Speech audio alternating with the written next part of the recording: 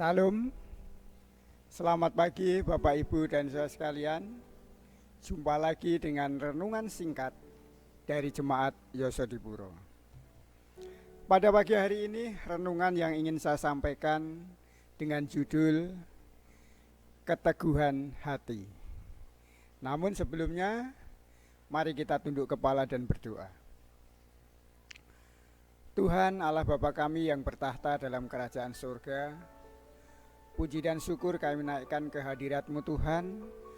Oleh karena pagi yang indah ini Engkau telah siapkan berkat bagi kami, yaitu sedikit firman-Mu yang sebentar akan kami dengarkan bersama-sama. Kuasai hati pikiran kami, berikan roh pengertian, roh kerendahan hati, agar kami boleh memahami, mengerti akan firman-Mu. Dan sepanjang hari ini diberkati oleh Tuhan, kami boleh menjadi pelaku akan firman-Mu. Ampuni dosa kami Tuhan, dalam nama Tuhan Yesus kami berdoa. Amin. Renungan pagi hari ini ayatnya saya ambil di dalam Daniel 3 ayat yang ke-17. Di sana dikatakan, jika Allah kami yang kami puja sanggup melepaskan kami, maka Ia akan melepaskan kami dari perapian yang menyala-nyala itu.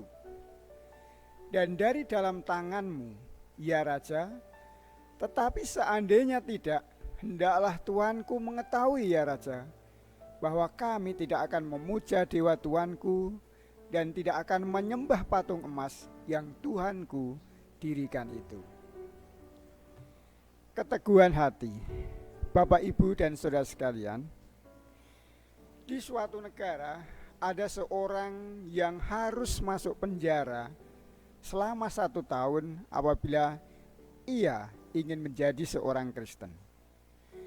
Dan saudaraku, di suatu ketika ada 6 orang yang bersedia untuk dibaptiskan di suatu sungai. Namun menjelang hari baptisan, serombongan polisi memberinya peringatan. Akan tetapi keteguhan hati mereka sudah bulat. Mereka tetap memberi diri untuk dibaptis. Dan setelah itu langsung dipenjara. Dan dari balik jeruji mereka berkata kepada pendeta yang mengunjunginya, Pak Pendeta, jangan doakan kami agar keluar dari penjara ini, tetapi doakanlah kami supaya kami tetap tekun dan setia di dalam penderitaan ini sampai pada akhirnya. Luar biasa Bapak Ibu dan saudara, keteguhan hati seorang yang baru dibaptis ini. Bapak Ibu dan saudara sekalian, hari ini kita pun telah diingatkan tentang kisah keteguhan hati Sadrak, Mesak, dan Abednego yang harus dihadapkan pada hukuman. Apa yang mereka perkatakan menjadi bukti keteguhan hatinya. Dalam keteguhan hati ada pengharapan dan percaya kepada apa yang sanggup dilakukan Allah. Namun dalam keteguhan hati juga ada kerelaan untuk menderita demi tetap menyembah Allah yang hidup. Dan mereka memilih masuk dalam dapur api. Bapak, Ibu, dan saudara sekalian, kesetiaan kita kepada Tuhan akan teruji di saat kita menghadapi sebuah persoalan yang sepertinya tidak ada jalan keluar.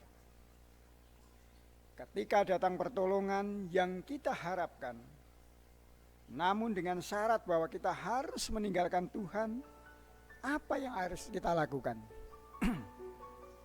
Apakah kita akan mengambil kesempatan itu, atau kita tetap menunjukkan keteguhan hati untuk tetap setia kepada Tuhan, sekalipun kita tidak melihat pertolongan itu?